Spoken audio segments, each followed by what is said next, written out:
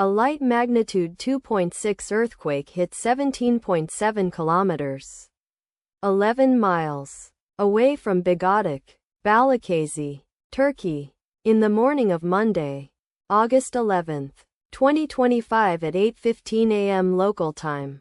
Europe, Istanbul GMT +3. The quake had a very shallow depth of 7 kilometers, 4.3 miles, and was not felt, or at least not reported so. First to report, KOERIRETMC after 7 minutes. Data source from Volcano Discovery. Did you feel it?